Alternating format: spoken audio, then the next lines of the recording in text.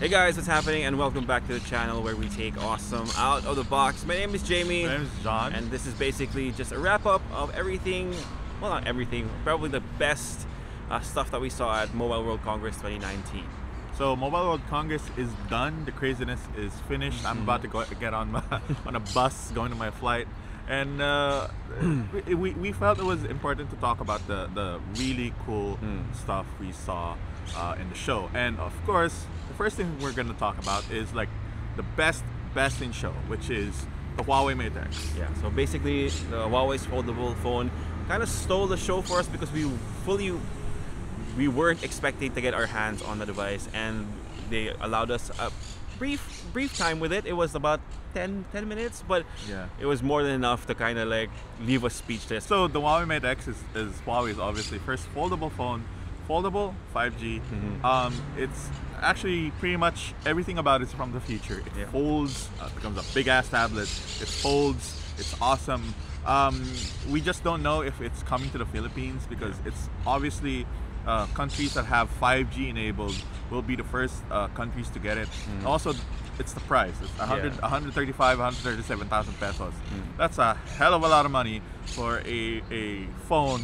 You know, like, I don't know if I can justify that that kind of money for a phone that folds like this, but man, do I want it. Yeah, obviously there were some concerns over like the creasing of the screen, but again, you guys have to remember that that was a prototype device. Huawei did promise that they will be solving that problem once the phone actually gets into the hands of its customers. So aside from, of course, the Huawei Mate X, there's a couple of other phones that we were able to kind of test out during the whole coverage.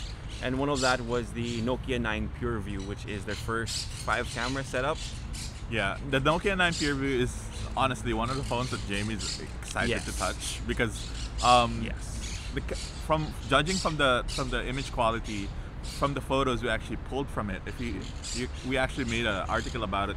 We're gonna be linking that below so you can check it out yourselves. The image quality is very good. It's better than majority of the phones that I've seen, although we will have to actually test the Nokia 9 ourselves just to see how it stacks up to the Mate 20, for example, or the Samsung Galaxy S10 Plus, which has the highest DxO mark right now in DxO. Again, the pricing they had on it had it somewhere around, well, less than 40,000 pesos. I think it was like 36,000 pesos if you convert it from dollars. So that price point alone is very attractive to, again, mobile photography enthusiasts, given the Betacam setup and what it could potentially do. So for me, that was like one of the best things I saw this year. That's just one of the things that you have to like keep in mind is the performance isn't there like compared to the flagship levels, the flagship smartphones of like Sony or Xiaomi. But then again, you're getting a 5-camera setup, and I guess for mobile photographers, using a Snapdragon 845 isn't really that big. Of course, speaking of Xiaomi, they also showed off their newest flagship, the Mi 9. This is their first #1. This is their first flagship phone, or their first phone with a triple camera setup. The Xiaomi Mi 9 #1 has a Snapdragon 855 processor, 6 GB RAM, 128 GB of storage. One of the things there, like, it's not cutting edge, unlike most of the phones that we've seen in Mobile World Congress, but what it lacks in you know, like straight out innovation, it makes up for pricing. It's already here in Spain. You've already seen it in the Xiaomi store in Spain. You can actually buy it already. It's around, how much was it? It's around 26,000. Yeah, it comes out to definitely less than 30. It's basically Xiaomi doing what they do best, which is providing a great value for money phone. Aside from that, what else have we seen? Oppo actually showed off new camera technology. They didn't show off their new phone or a new flagship phone, for example, but they showed off their new 10 times optical zoom technology, which kind of makes us very excited about what the next Find flagship will be, because obviously they partner up with Qualcomm for 5G, so that obviously means Snapdragon 855. It's going to have best of class everything, like the camera. 10 times optical zoom is no joke, guys. Like, there's no other smartphone around that has 10 times optical zoom. There's hybrid zoom, which combines like optical and digital zoom.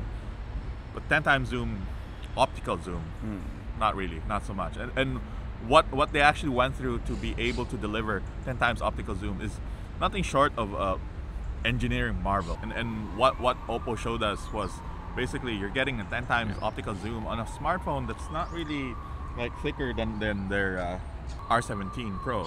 So yeah, we're very excited. We're probably gonna see more of their. They're gonna be announcing their real flagship, the flagship that will have 10 times optical zoom, Snapdragon 855, like super VOOC charge, all that great stuff. Q2 of 2019. So which probably it's pretty close. Around June or July. June probably. or July. So I think that pretty much wraps up, well, this wrap up of our coverage of Mobile World Congress 2019. Any final thoughts?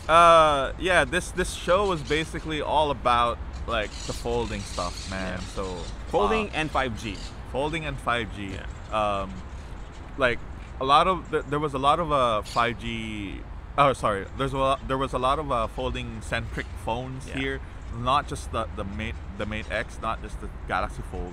There's also the LG one, like their attachment thing. There's also a Alcatel one. Yeah, that was behind glass, so behind glass you couldn't touch it. So I don't know. Maybe our future is foldable phones. Probably not because they're so expensive.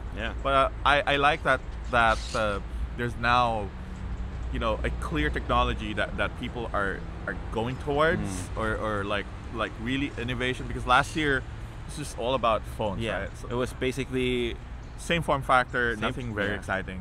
Specs. It was more of a specs race last year. Yeah. So that's pretty much it for this video. If you like it, thumbs up, subscribe to the channel, make sure you hit that notification bell. A huge thank you again to the folks over at Cherry Mobile and Cherry Roam specifically for our extended coverage of Mobile World Congress 2019. All right, that's pretty much it. My name's John. My name's Jamie. From Barcelona. Bye-bye. Adios.